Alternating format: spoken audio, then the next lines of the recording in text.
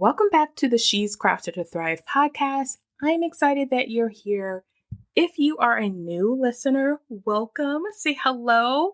Reach out to me on Instagram and say, hey girl, what's up? Send me a DM. I'm always there. I'd love to hear if you've been a long-time listener or did a friend refer you. I love connecting with you all. And if you've been here for a while, thank you. The show wouldn't be here and existing if it weren't for you. So thank you.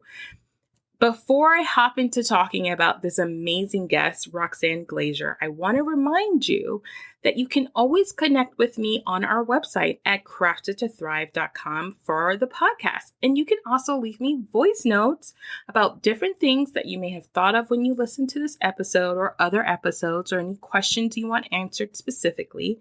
And I'd love to answer that for you. All right. So why am I so excited about this episode? I say that probably about every episode, honestly, but Roxanne and I met at a online Creative Spark Summit. And if you've been around, you've heard me talk about it, but I will put a link of it in the show notes so you can take a look at it. They're having another one coming up at the end of this year in 2022. So be sure to stay tuned for that. But me and Roxanne just really jived on the connection of how creativity really can help you grow and process grief while rebuilding your life. And in so many different ways is Roxanne's story really around grief. And grief looks different for everyone. And this is something I talk about in the show with Roxanne, that whether it's the loss of someone you love, whether it's a loss of an ability to do something because of a chronic illness or a life that you thought you would have, it can feel challenging, right? It can feel like I shouldn't feel this way. We have all these things around what we do about grief. And we're going to talk about how Roxanne used creativity to an extent to really help her through this process. And so I think you're going to enjoy it. She is just a wonderful person. She really has used art to touch the hearts and minds of young and old by being an instructor and teacher on lettering and creativity at different kid workshops and camps and retreats for different universities. She is just a teacher and a storyteller and just a real person who has experienced creativity through the good and the bad times and how we can use creativity to really help us heal and grow. And so we're going to talk about how we can use creativity and what grief looks like or what it can look like so we can remove the stigma of what grief could look like. And just the different steps of actions that really helped her build that resilience that we all are cultivating in every day of our lives. One reason why you might want to stick around is because she has some amazing quotes. Two of them I'm going to share with you, but you'll just have to stay tuned to listen to it all. One of them is that she helps people find their cup to fill their cup. She's going to talk about how she does that. And she talks about intentions, and intentions is a very important thing to me. But I love this quote so much because I think we all need to embrace this mindset or this way of intentions. And she encourages herself to hold her intentions of the day with open hands. So we'll talk a little bit more about that in this episode. So stay tuned.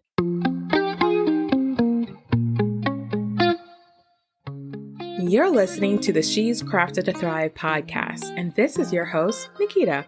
On this show, we're talking about what it's like to start, grow, and scale a business while living with chronic illness.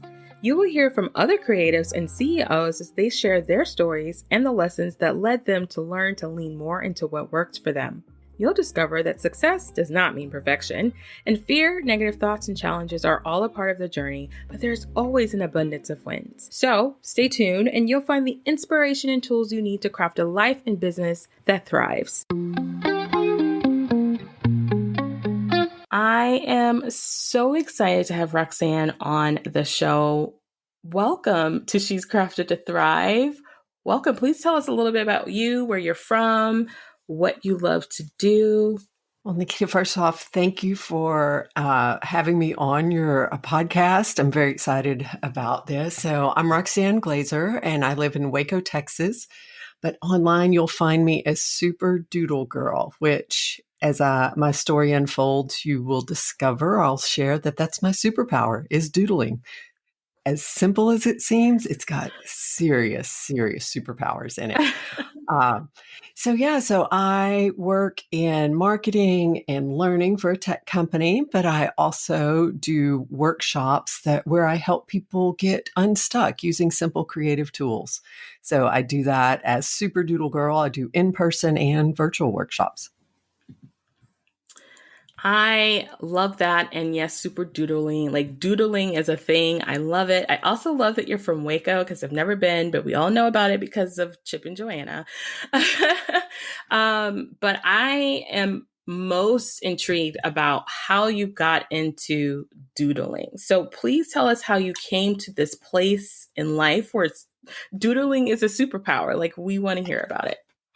Yes. Well, okay. Before I hop to that, one little tidbit of trivia I forgot I always drop about Waco, Texas is it is also the home of Dr. Pepper. So if you ever visit, you're going to visit the silos, of course, and Chip and Joanna, all of that. But we also have the Dr. Pepper Museum. So anytime I would do sessions, one of my jobs, I would teach through video conferencing to kids all over the US and, and some in Canada, Australia. They were always very fun. They were like, "What? You're there?" I'm like, "Yes, that's where Dr. Pepper is."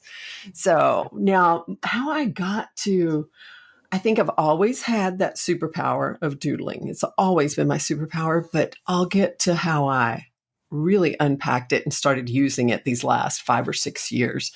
The first time I discovered it, it was not. It was not celebrated, Nikita.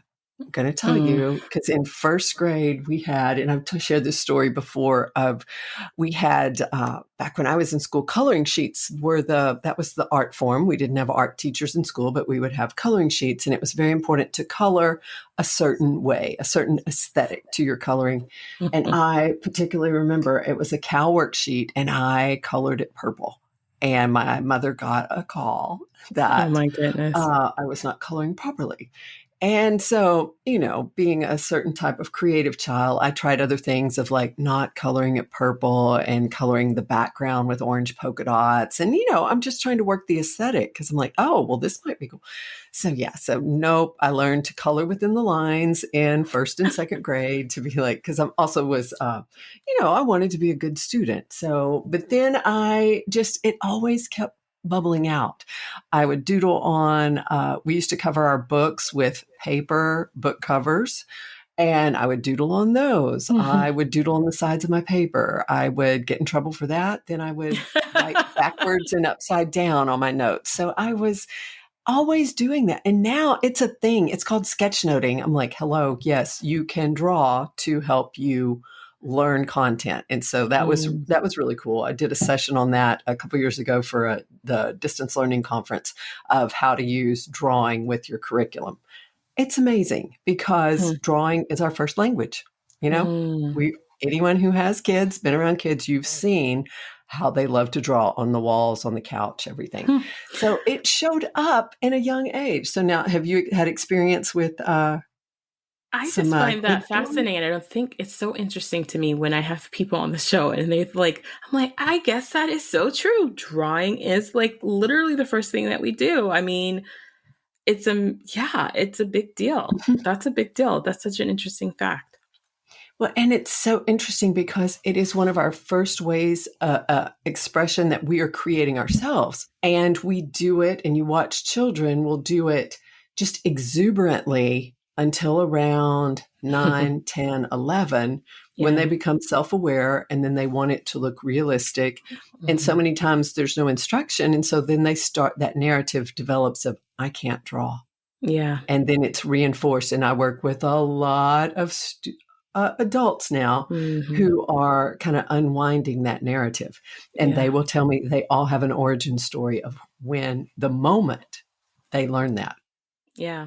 And I think we when we were in our we had a live on Instagram together with Kimberly for the Creative Spark Summit. And that was when we were talking about like everyone has a trigger or a moment in time, like an origin story, like you were mentioning, of when someone said you weren't good enough or this is not how you should do something.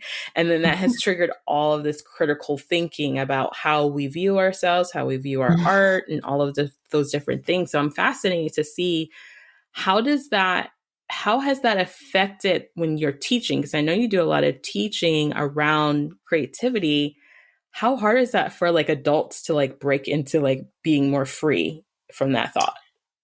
It is it is very difficult because Mm. I am standing there, a real person, and I'm telling them once, and Yeah. they have an entire lifetime of conversation with themselves in Mm. the conversation that has happened since that, that moment in time where they heard from many times it is from like an when I say authority, it could be just a trusted adult in their Mm-hmm. life who made a comment. And sometimes it can be just a offhand of like, Right. oh, is that the best you can do? Or oh, maybe maybe your talents are better over here, and Yeah. even trying to redirect.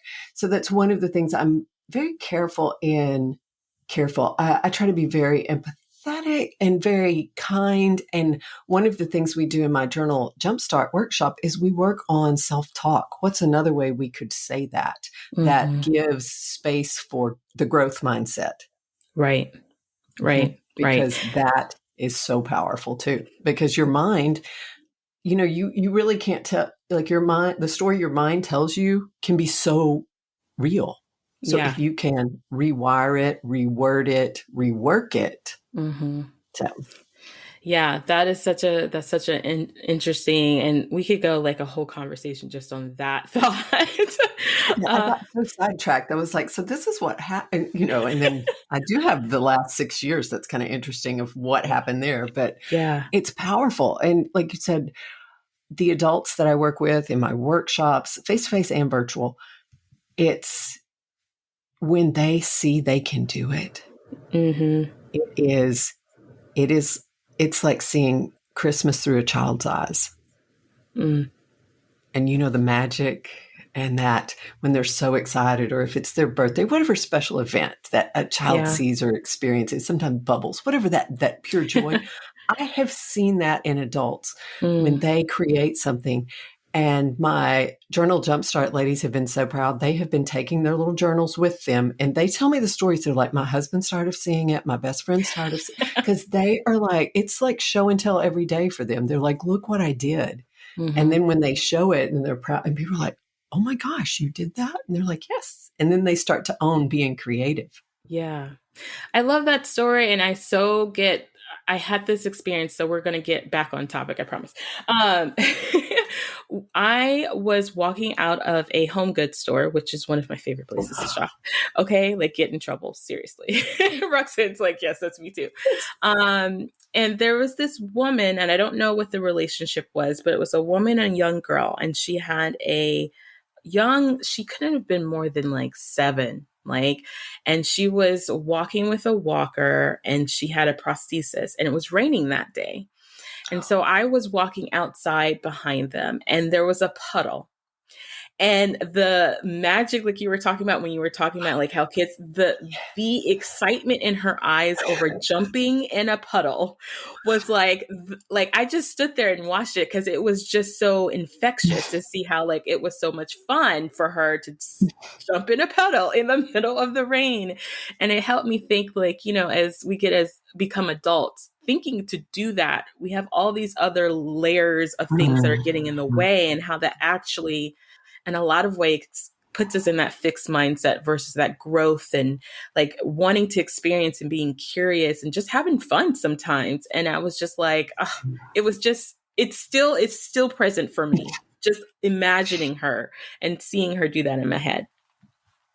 Oh, that is beautiful. And Yeah. so I'll connect back to the journey, because that is, as I kind of grew up being a creative person, but not owning it because I couldn't draw realistically. I could draw other ways, but it wasn't, I never owned that it was my style. So I kind of did other things in life. I uh, taught school. I've, taught all kinds of different things. Teaching is my thing. So I teach a lot of different, I taught teachers to be teachers. I've taught all kinds of things like that. And just kind of going through. And then I'd work in drawing with it. Like the old school before we used to do like hand drawn signs before workshops, and I would always I'd volunteer to do that. Anytime there was a group that needed a recorder, I would do that. And so it just kind of was floating through, not really noticing. And then in 2015, my husband passed away after a long illness. I'm so sorry. Thank you. It really changed me in ways that I didn't know. Like I kind of expected to be sad just because culture norms, I'd be sad and, I'd never been through it before on someone that close to me. And, because other people had died and I had been sad, but this profound grief was very different. And so my body hurt so much and I started feeling kind of stuck. And then the depression kind of came and then the grief, and it was just a lot. And so I end up, and I kind of have a sense of humor about it now, but there were days where I'm like, I would just lay on the floor and look at the ceiling fan. I'd be like, oh my gosh. I can remember driving to the store, forgetting why I drove to the store, and then being enraged, seeing a cute little couple, a little man and a little lady holding hands walking into the store and just being mad and driving home. Like I had all of this just stuff.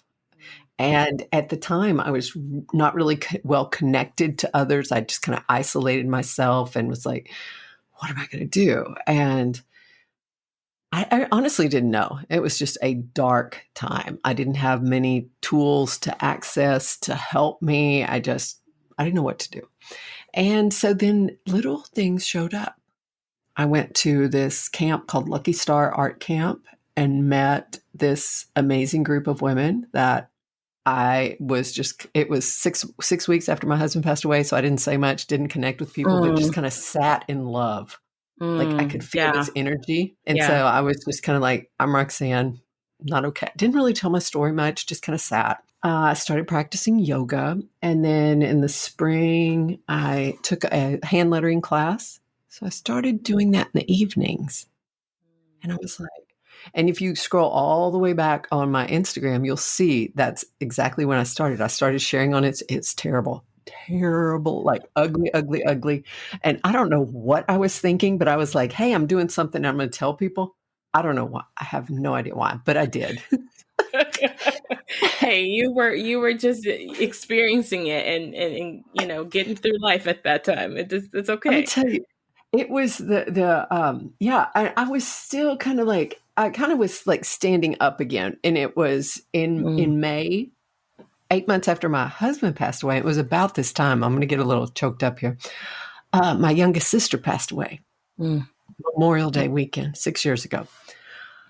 And it hit me so hard. It took me back, not where I had been when my husband passed away, but I think it took me back further to where I was in this profound stuckness. And I was so stuck, I couldn't really do any work on myself. I could only like go through the motions.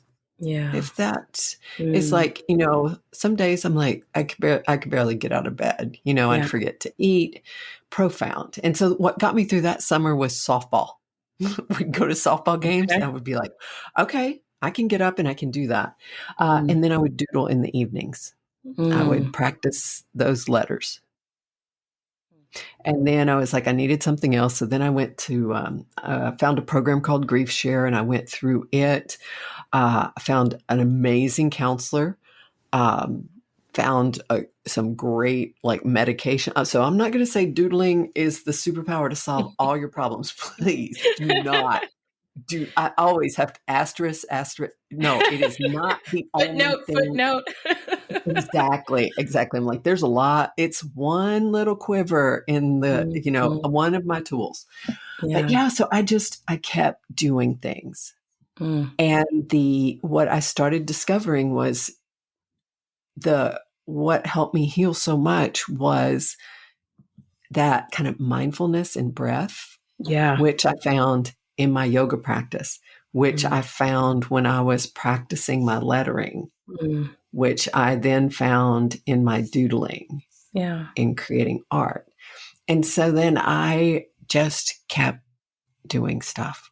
I Mm. just kept, my little quote was like, get up, get dressed, show up, whatever that one is about just showing up, Yeah. just you got to get up and do the next thing. And Yeah. I just kept repeating it. And now I'm talking to you.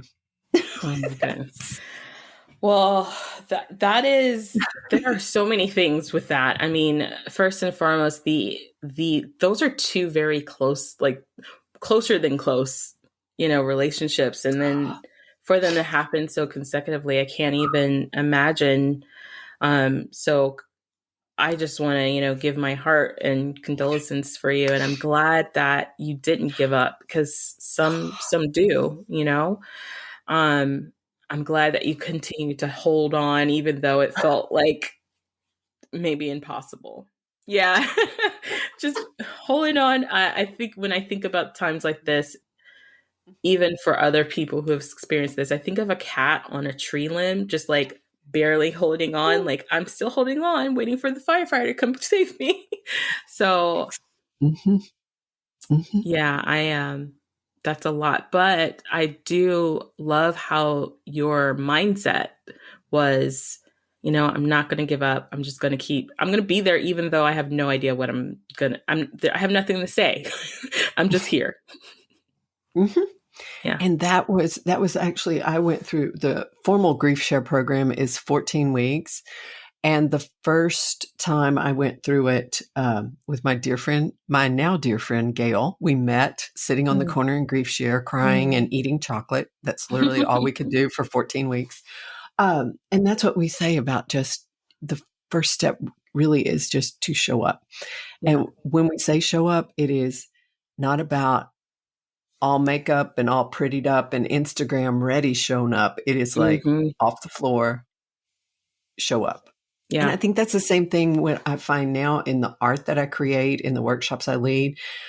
It is you start doing the work, you start Hmm. doing the thing, and then you know what starts to happen? Then the other stuff will follow. It's kind Yeah. of like that research of like, if you can, what is it? Like how, if you can, even if you don't feel it all the way through, like a smile on your face can like Yes. change you, Hmm. change your mindset.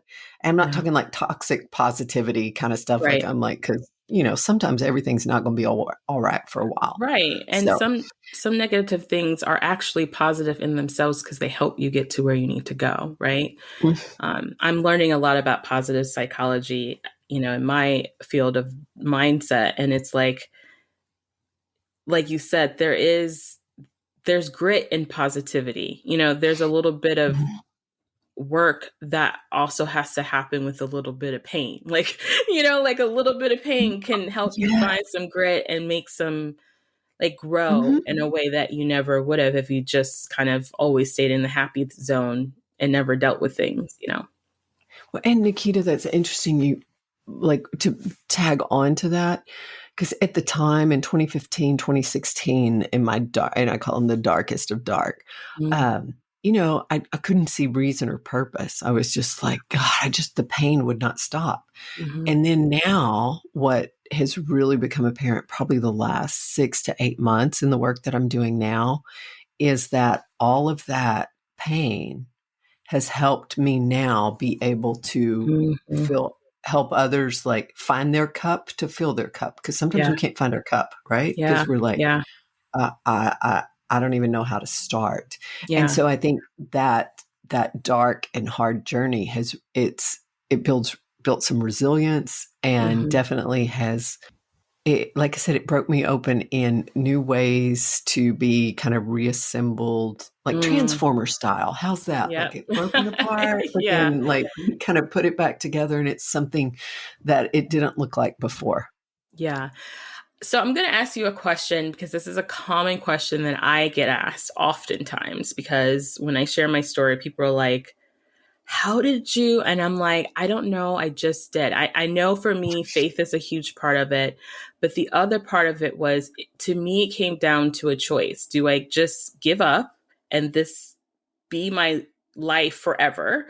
Or do I choose to like take the smallest action possible to get to not be in this state of mind for the rest of my life? Mm, And so my question to you is like, I find that if now that we're retrospective, like now that we can look back, right? yes. Like, what do you feel like was the thing during the grief that said, you know what, even if I just show up, I don't have to say anything, I don't have any pressure or anything, I'm just going to show up.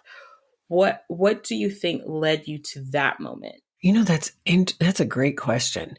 And I think it's a combination of what you just kind of set up in that Mm-hmm. question, because one of my favorites when things are really, really tough, because that the scripture of, praise him in all, Mm-hmm. it's easy when things are going good to be like, Yeah. oh, thank you, thank you, thank you. But when things are tough, you're like, I tend to be more like, huh, what? Really? I don't know. Yeah, I And think we all so are. in that dark time, I happened to read one of I can't even remember the name. It was one of Anne Lamont's books, and she said there really are just three prayers, and one is help me, and one is thank you, and Mm, one is wow. mm, And so at a time when I didn't have acts and I just felt so kind of even angry at God, mm. and the anger's there and I didn't know Yeah. what. So my prayer I would listen to that Mandisa song, Broken Hallelujah. I Mm, would put that on repeat. So I'd have some of that. And I would say the Lord's Prayer a lot. And then I would just be like, help me.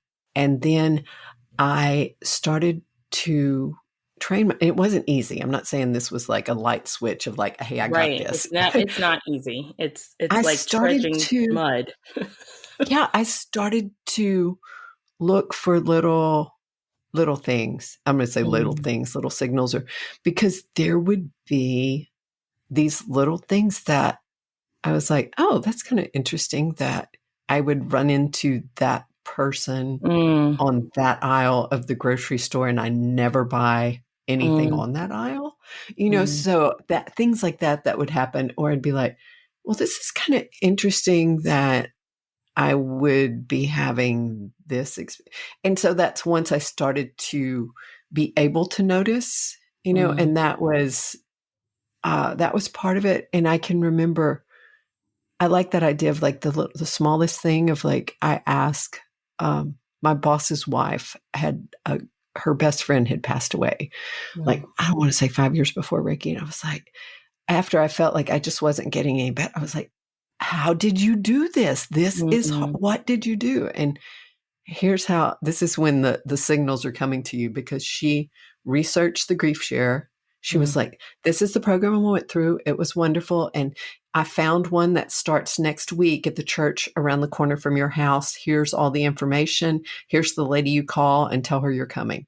mm, And I'll check on you to make sure you did.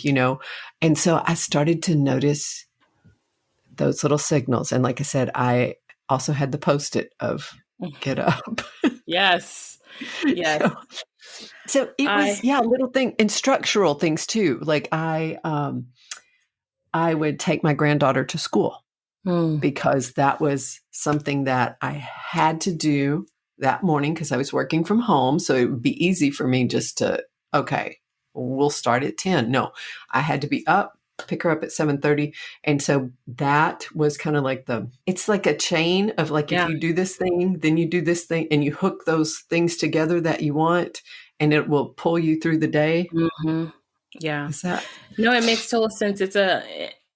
In what my community, they joke with me all the time, but I will say all the time, do what you can when you can. And that will look different every single day. But what happens over a period of time, you look back and you're like, wow, I did a lot. And I got to a different place, Mhm.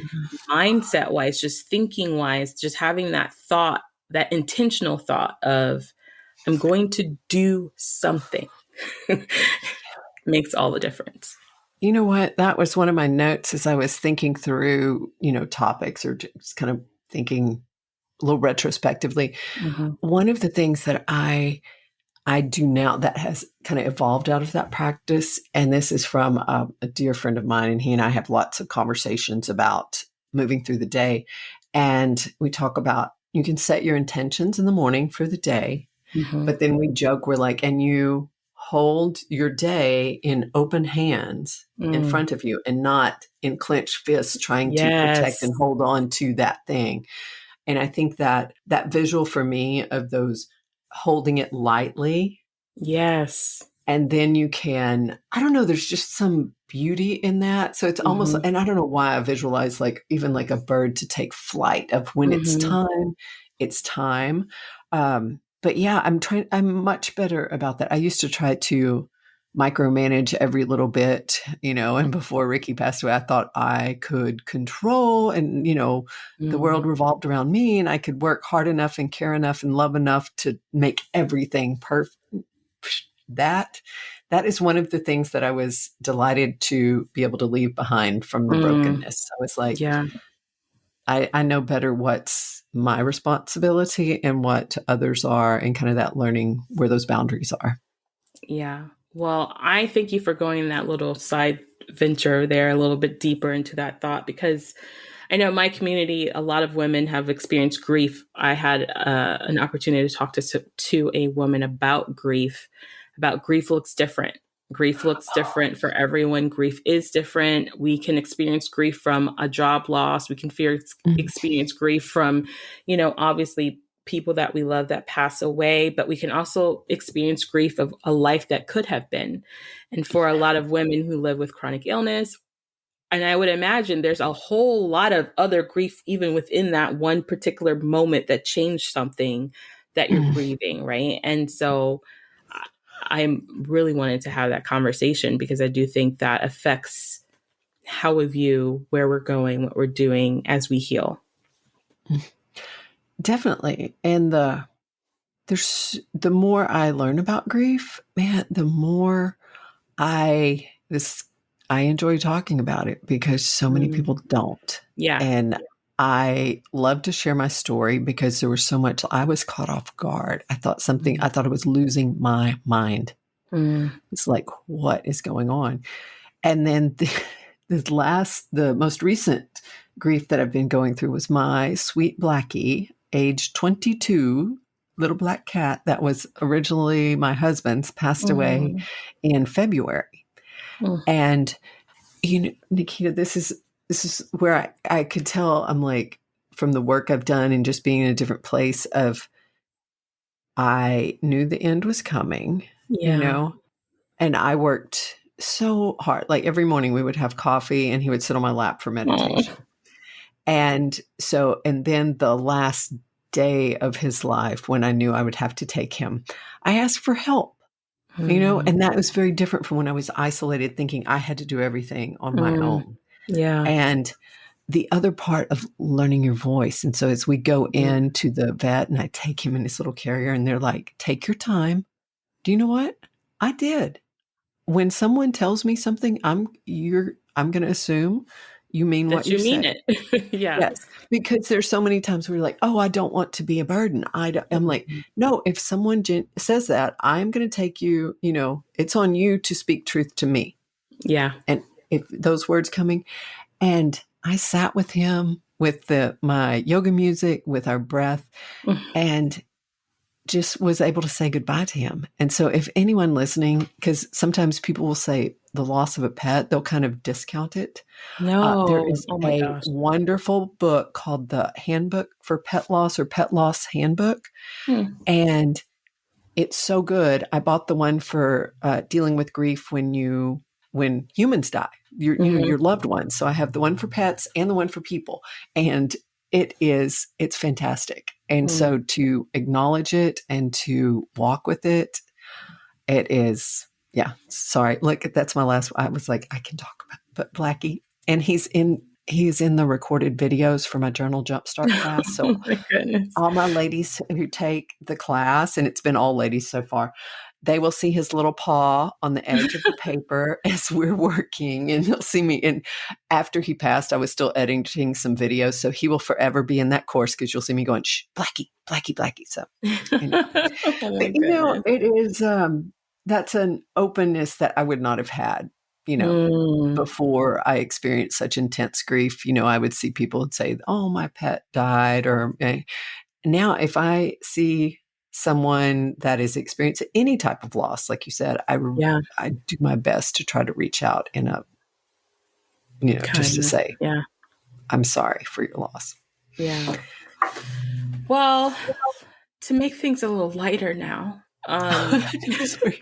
I know we kind of really went there, but I just feel like you said, it's a conversation that we don't hear often, and it's a conversation that I feel like has a lot of stigmas attached to it of how it should be and how it should look. So I'm glad that we were able to, hopefully, if you guys are listening to this, feel seen and heard and understood. And, Mhm. that's always my goal. So for you in this transition of life, how did Superdoodle Girl come into the world? Like, obviously you were doing this as a healing, but how did it turn into a business thing?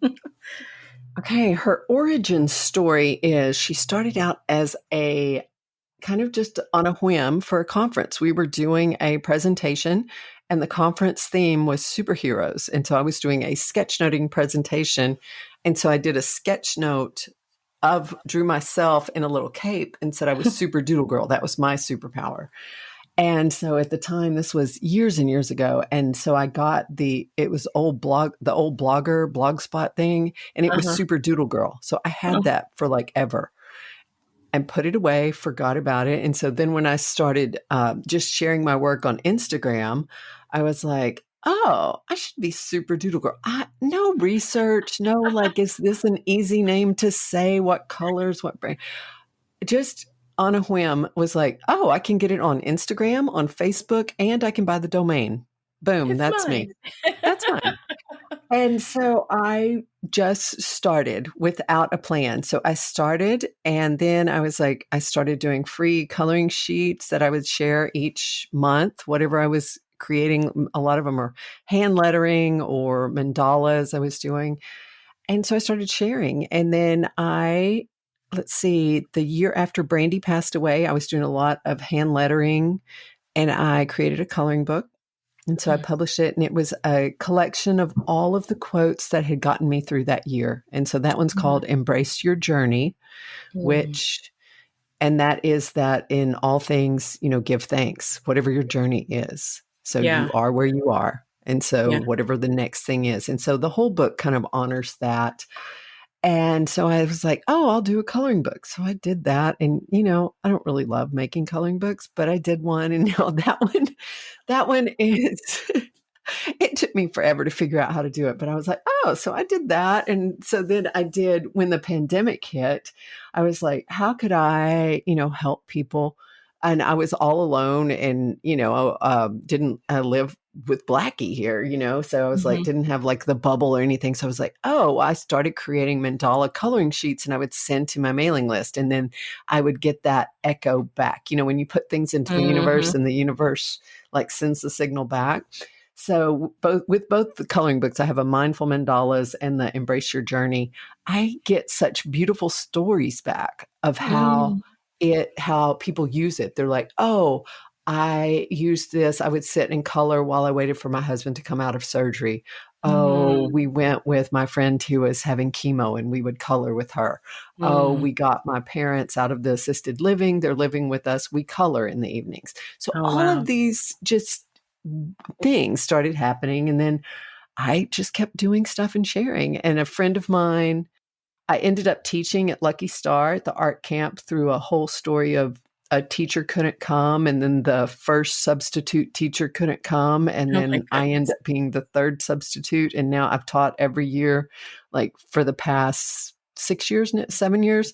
I Wow. teach at camp. So I started teaching there.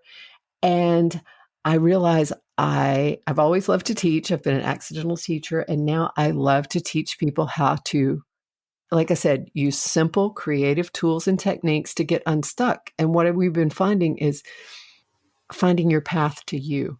to Yeah. that little girl who likes to color cows purple. I think she's like, there's a little kid in all of us that at one point saw joy, just like jumping in a puddle of water. There was Yeah. something when we were kids that created such joy in us. And sometimes through life, we lose connection with that. And so Hmm. that's my mission now. And like I said, I've just did the online journal jumpstart, and it was going to be a little class, ended up being like an 8-week class. Like it's a long one. Everything's recorded, but you end up creating a whole journal and you learn Wow. skills and you apply them. So you end up discovering your word for the year or your mantra word. So yeah, so I just honestly, Nikita, I just kept doing stuff and people would ask me and I would say yes. And half the time I wouldn't know what I was going to do. And so I would just figure it out and show up with a lot of enthusiasm. What I Yeah. lacked in, if I didn't have I don't know if like I believe like I listened to a lot of Seth Godin and he's like, there's not talent. There's just like you show up and you show up and you show up with whatever Yeah. you have to share. Yeah. And I kept doing that and saying yes. And then, so that's kind of where I am now. I'm like, whatever comes along. So now I look at it through the lens of, does it help me help others? Yeah. I love that. I love that. And I love that it's like half time I don't know what I'm doing, but I'm just doing it. And it seems to be going great. I love it. And I think what's so interesting about that statement is because now that I've been in like your universe and I was listening to your one of your presentations in the Creative Spark Summit, and I was like, oh, that makes so much sense. I'm like, we think that we don't know, but we totally know. Like we don't just like we just in our mind, our conscious mind are saying, I don't know. But in our Mhm. subconscious mind, likely it's like, I know exactly what I need to do. Like it's a no-brainer, but we don't always acknowledge it coming full circle. I'm going to tag on to that one with, a friend of mine gave me a book called The Creator in You. Yeah. And so basically it's that story of on the seventh day, basically God created us to create. And so I think there is this innate wisdom within us. And the way I've started to look at it is people ask me to do things and like, is that just part of a way of getting me to look for that inside or maybe to have that kind of emerge in some way? Sometimes yes, sometimes no, but that's a way to kind of frame. I'm like, oh, well, I didn't think I could do that, but someone's asking me, they think I could do that. So let's Mm, explore. Maybe. maybe yes, maybe no, but I'm gonna Mhm. find out. Right. So I try to hold that because my immediate response is, and I have a colleague and he will tell you so many times where he'll ask, he's like, because I do some website development, he'll be like, well, can we do this, this, and this? And immediately I'm like, no, it won't do that. And then, what happens 2 weeks later? I'm like, hey, I figured out how to do that. Yeah. So Yeah. anytime I have a hard, immediate no, he's kind of like, Sure. We'll we'll see. see. We'll see. Okay. Yeah. So you have your hands in a lot of different things. Like you have Superdoodle Girl, you do teaching and other presentations and graphic design, web design. Like how do you find like harmony without like losing your mind with your hands in all of the buckets?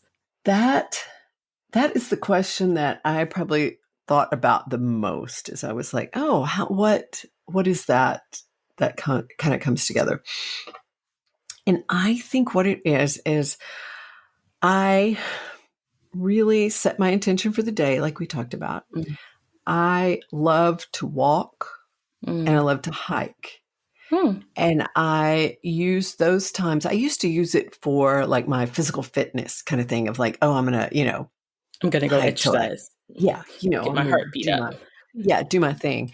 And now I use that as reflection or thinking or processing time. So that's one of the Mm. things is I like to kind of double dip into that. So that's one of the things that I do. And then I also, this sounds, I heard this from so many people and I was like, really? Really? And now look, I'm like doing it. I started meditating daily when the pandemic hit. And so I have my kind of morning ritual is a 15-minute meditation, and I use my gratitude journal. Mm, So that kind of helps set me up. And one of my in progress learning skills is I really am learning to that discernment. Because, as I said about people ask me to do things, and now, people, I get asked to do a lot of things because I mm, can do a lot of things. mm. And so Yeah, when you're known as that most kind of women person, can, though. right? Yes, When you're yes, known as like, oh, a woman who can do, yeah.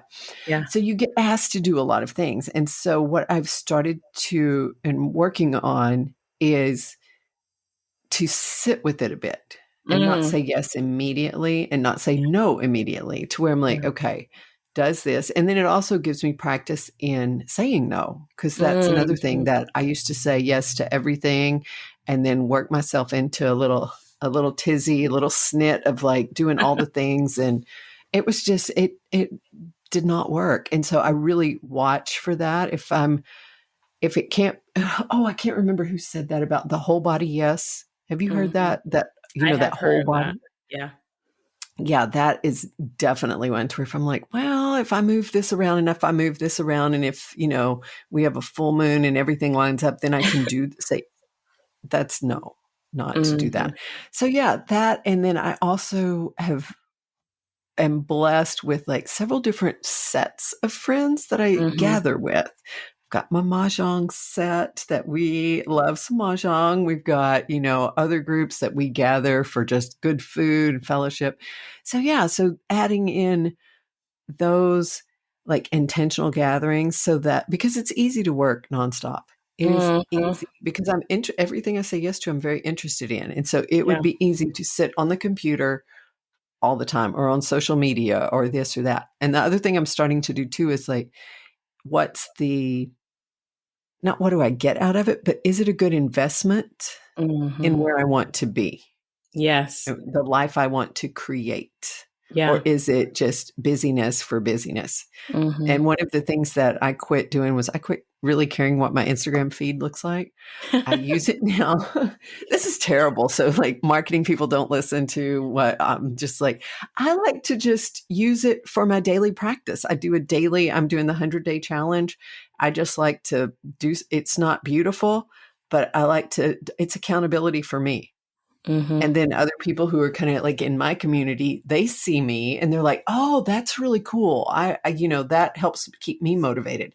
And Yeah. so that to me is the alignment of why I'm not doing it for everyone in the world. I'm doing Yeah. it for me and for kind of that group that circle of influence type. Yeah. Is Yeah. that Your sphere yeah. of influence. I love everything you just said because it's literally like I have a framework that I teach women specifically on this what we're talking about right now. Like it's like like so on point, and I love that you didn't just you shared like what it looks like. And so one of the things that I talk about often with clients is like finding what is your whole body yes, where does that come from? To me that comes from value, like what is important to you, why are you here, what are your gifts, what are they meant to be, and that serves as a filter for all of the other things that you decide to do in your life. And how you're sharing that is just like, yeah, I mean, I love to do a lot of different things, but I'm going to sit with it to make sure. And my clients all the time, they're like, Nikita is not going to say yes right away. She's just not. She's going to think about it and come Yeah. back to you. And to me, that's a way that helps you not burn out, not feel like exhausted by what you love. Because you can love something and like turn away from it because of saying yes to things that never should have been in the yes bucket. Right. Oh my gosh. Okay. I am like so curious about the framework now because yes, that you get to teach people because this is like, these are skills that I have now that I did not have. These are ones that I didn't have a Nikita teaching me. I was kind of just running into a wall here. And I'm like, okay, that did not work. Back up. Okay, let's go over here and see where that kind of space comes with that. So, what is like, when you're how do you keep balance? For me, I always go back to purpose and values. Like to me, it's a very organic process, right? Like purpose and values, those shift depending on where you are in your life and what's going on, I think. But I always feel like there's really like pillars there. There's always pillars there that will probably be there for the rest of your life because of who you are, like just who you innately are. And I find, like creativity, women specifically have been taught that, how do I say this in the way that I like to say it? Women have been taught that their intuition and the things that are important to them can be pushed aside. And so they need to make decisions based on everything else and then them. And that leads to them trying all of the things that were never things that you need to spend time trying because they are not in your values house. They're not in your Mm. purpose house. And so I believe that curiosity comes from when you see something that hits at one of those values that are core to you that you're like, oh, I want to know more about that. It doesn't put you in a box, but it directs your path in life a lot easier when you're like, this connects with me because of this. I want to see more.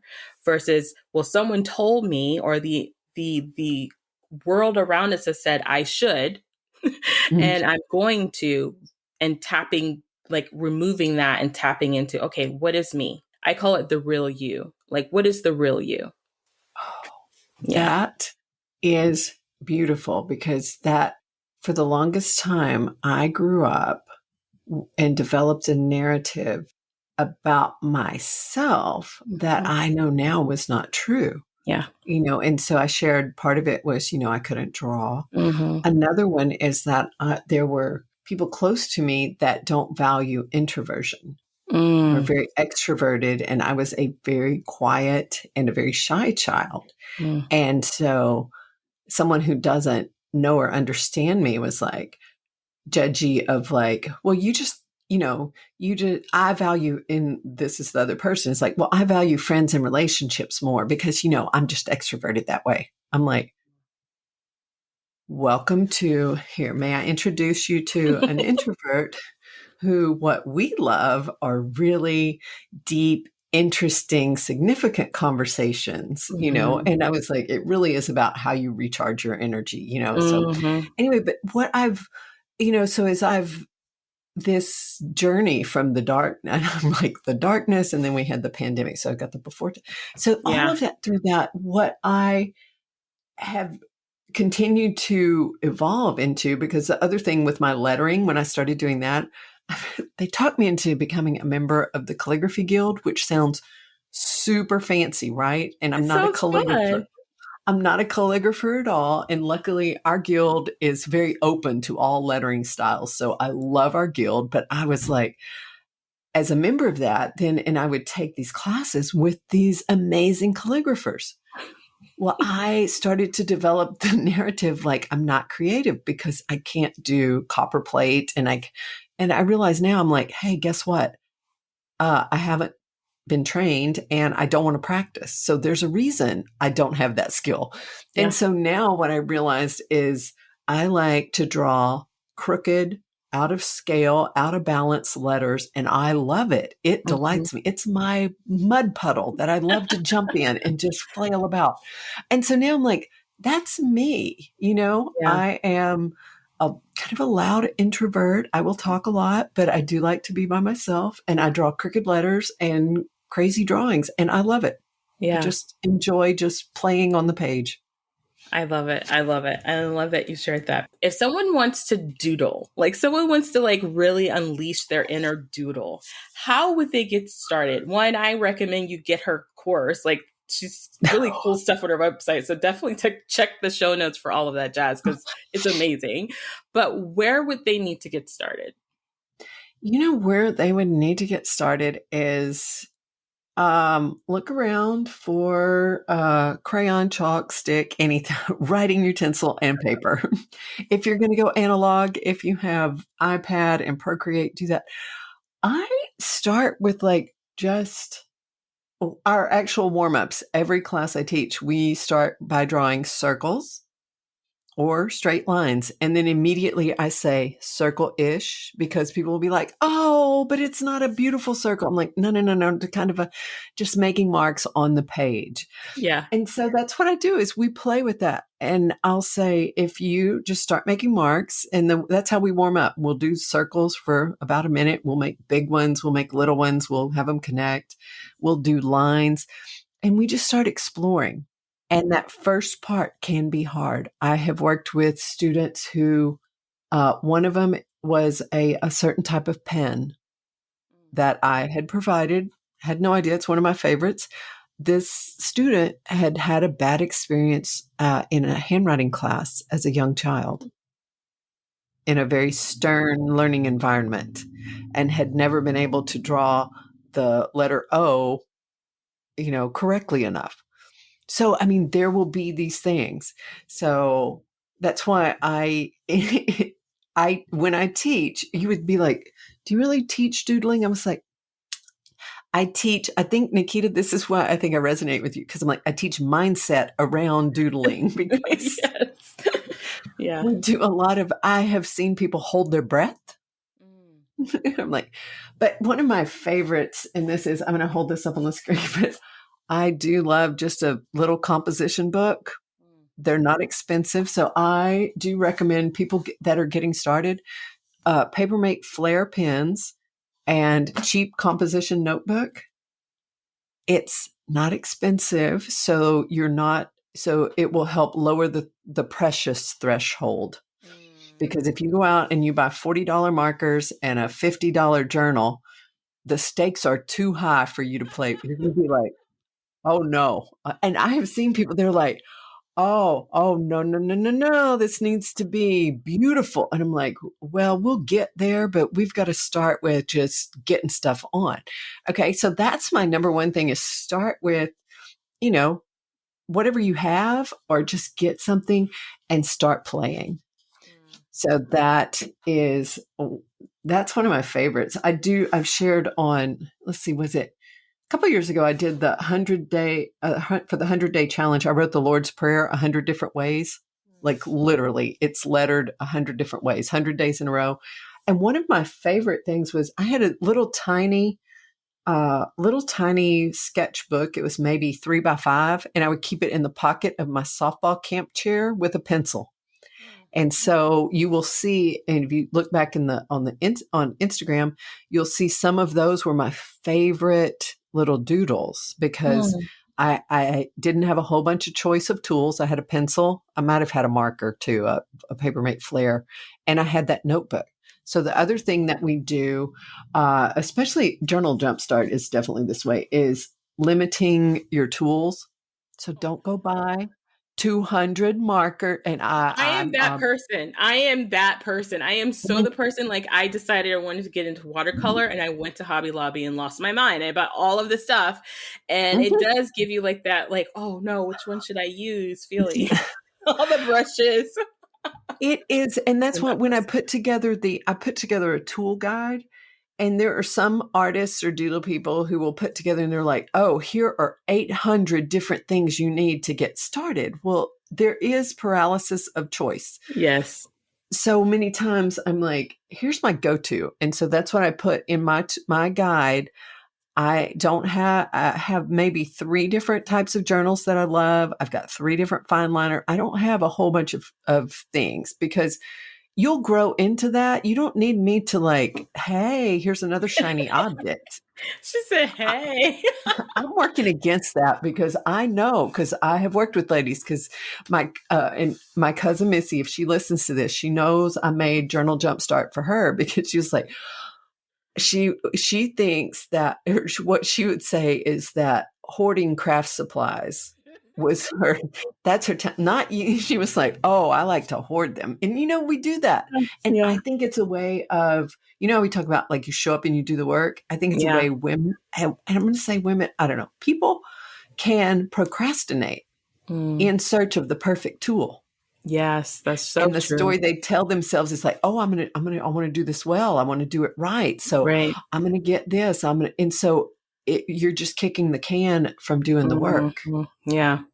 Because people ask, they're all the time, they're like, how do you get I'm like, because I really don't care what it ends up looking like. It ends up looking pretty cool, but I don't start out with that. I'm like, I just sit down and do the work. I'll Yeah. send you like a little show note there. Yeah. But yeah, you get started and you'll be amazed at what shows up on your page. I love that advice so much. And also because I am probably like, was it your cousin or your My cousin, I'm yes. like your cousin. And like, if you open up a closet in my office, there is so many hobby things. I go between each one trying to decide which one I'm going to do. And I'm totally the person who will buy all of the things for that hobby and try it for a while and be like, I think I don't like that one, and go on to the next one. That's just me. It's hilarious. Mhm. My husband's like, so what are you learning this year? That's me. Oh my God. I finally had to have a serious talk with myself because I had fabric, everything for the fabric dyeing. I had everything for the tile mosaics. I was going to knit. I was going to crochet. I was, every possible. And finally I was like, hey, you know what I really like to do? Draw with markers. Yeah. I did keep a few acrylic paints, but that's my thing now. I'm like, I love working in a sketchbook. I like it to be Mhm. portable so I can just take my little stuff. And because what I found, oh my gosh, because I think, yeah, for a while I just love shopping and making sure I got the best supplies and all the supply. I'm like, oh, shiny, shiny. Yes. Mhm. Well, thank you so much for being on the show. I think there's so many things in this episode. We didn't even get to all the things I wanted to talk about, but I feel like this was such a real conversation about life and creativity in such a beautiful way, and honoring where you may be, or if you're listening to this, how you may have felt in the process of getting to where you are, or trying to get to where you need to be, where you feel like you want to be. So thank you so much for coming on and sharing your story and your love for what you do. It was definitely my pleasure, and I love the conversation. How can we find you?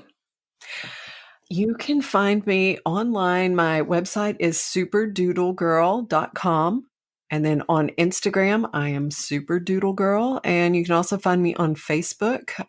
So, yeah, all of those. And right now, I'm at day 92 in my 100 days of joyful doodles. So, I'm doing little 3x5s there. And I think I might keep going after 100 because pretty good. I like it. Now, don't judge the flowers, but I didn't She say they were likes it, pretty. and that's all that matters. That's Okay, all that that is matters. all that matters. You'd be like, that's there was one I was like, flower-ish. We'll just say Ish. flower. It's Yeah, ish. I But love it. yeah, so I'm super doodle girl online. So you can find me there. All right, y'all, that's a wrap. Thank you for listening, and I hope this conversation inspired you.